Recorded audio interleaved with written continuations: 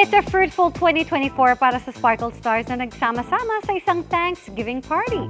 Ibinahagi rin nila ang mga minanifest this year na nagkatotoo. Alamin sa chika ni Nelson Canlas.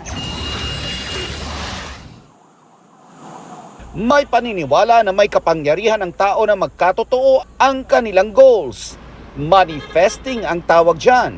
Kaya naman manifest ang napili ng Cambridge Dictionary bilang Word of the Year. Tinanong ko ang ilang Sparkle Stars, ano kaya ang minanifest nila na nagkatotoo this year? Manifest ko na nagkatotoo, magka-movie. I remember nung patapos ang Maria Clara at Ibarra, kapag tinatanong ako sa interviews kung ano yung gusto kong gawin na susunod, parang lagi kong sinasabi, gusto ko naman gumawa ng pelikula ulit.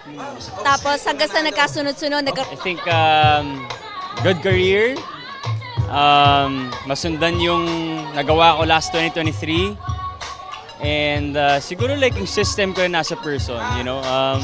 Just try my best to like stay in line with my system. Actually, ako nag-manifest ako ng good health for this year. And ako this year, I was into fitness.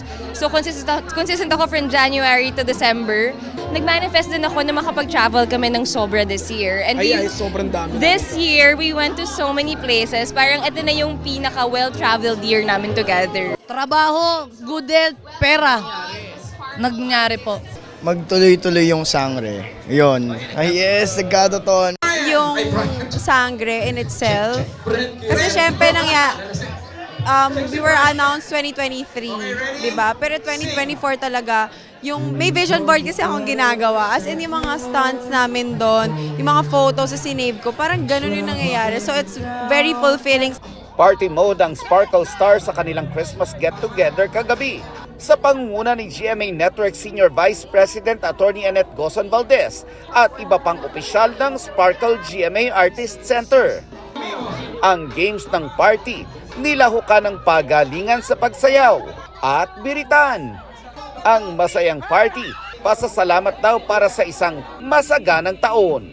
We just want to have a celebration because gusto namin magpasalamat sa lahat ng artists, sa lahat ng kino-contribute nila sa mga shows, sa lahat ng trabaho nila.